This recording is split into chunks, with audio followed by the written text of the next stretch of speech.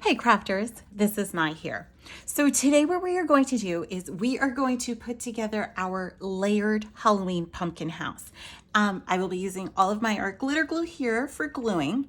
And before I started the video, I kind of went ahead and I glued a couple of the pieces down like this one and this one, only because I didn't want to spend as much time gluing here.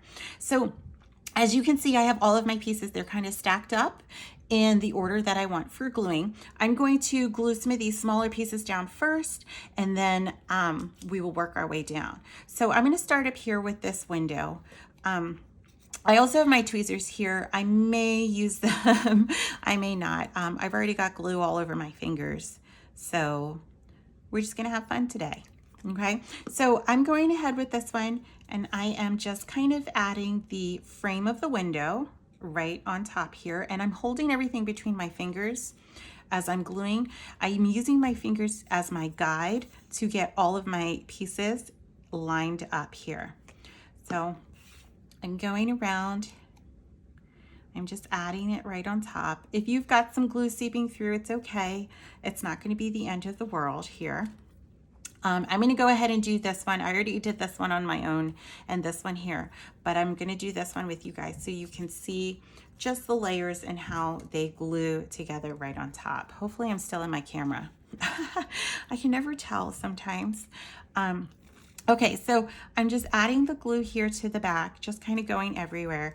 My glue is really coming out, but you don't want to use too much. I'm holding it again between my fingers. And I'm just going to add it right here because I know this is going to be a solid black layer. And then I'm just going to place this one right on top. I'm going to do the same thing, but because I know that the mouth and the eyes are there, I'm just going to kind of go around the edge here, and then I'll come in and get everything there.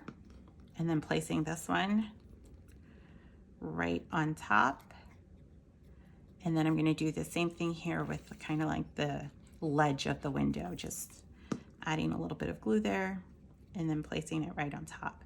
And so now with this piece, what I can do now is I can add the glue to the back of all of these layered pieces.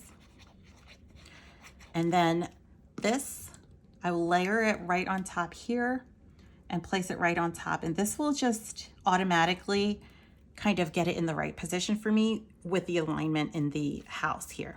I'm going to go ahead and add this part too of the roof of the hat, and then just kind of putting this one right there and on top.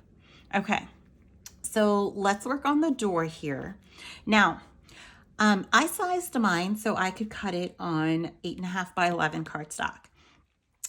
I maxed it out on the 8.5 by 11 cardstock.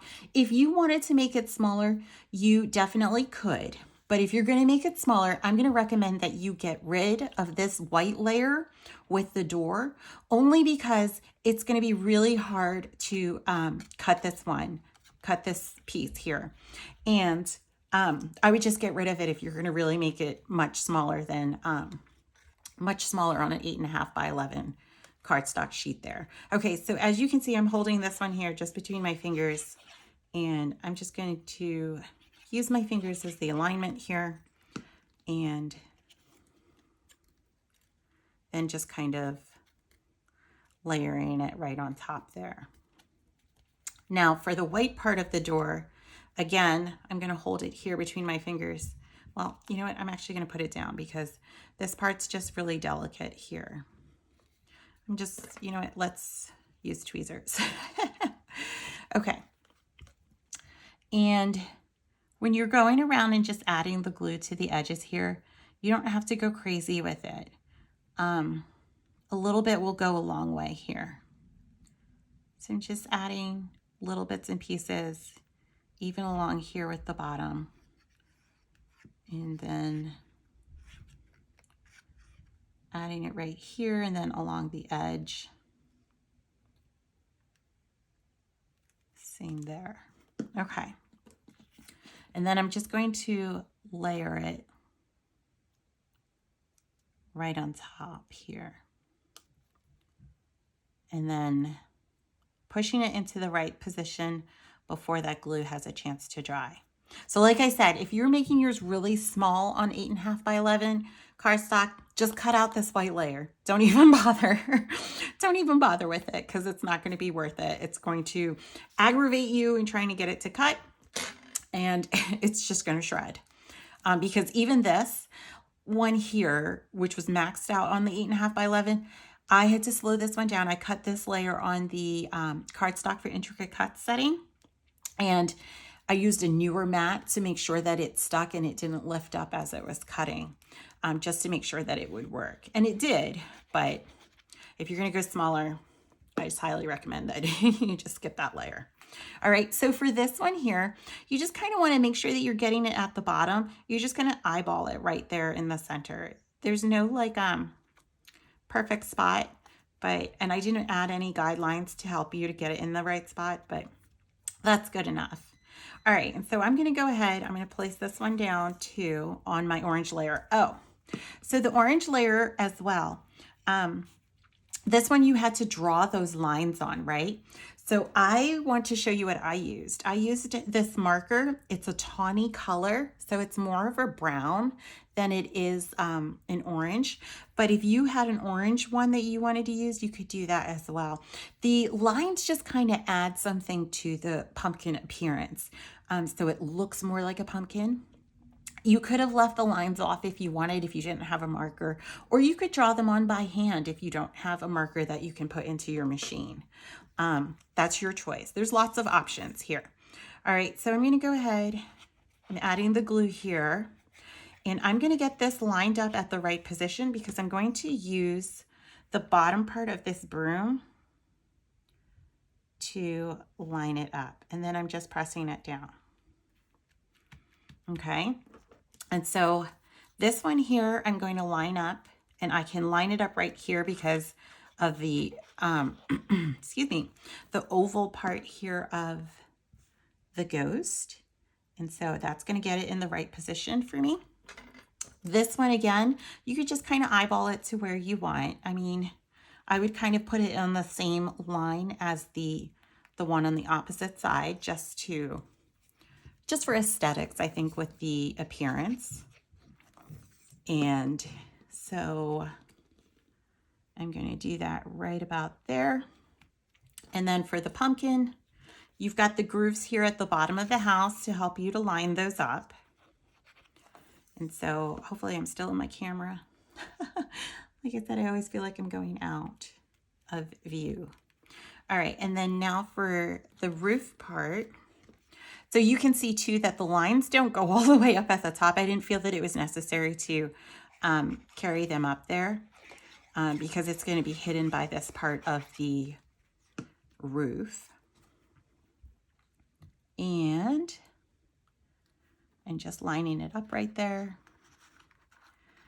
I shifted it just a little bit, and my bats need to be glued down. So I'm going to add this part of the window. I just thought that this one should be a circle because it would change it up with the squares that were at the angles.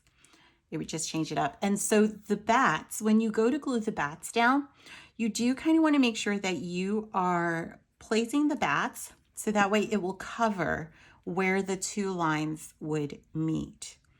So you do kind of want to just make sure that you're getting it in the right position there. Okay. And so that finish is kind of like the top layer here. It's so fun. Okay. And so when you go to do the bottom, these are just going to be stacked one right on top of the other. And so I'm just going to speed up the video as I do this one so that way it's not crazy long.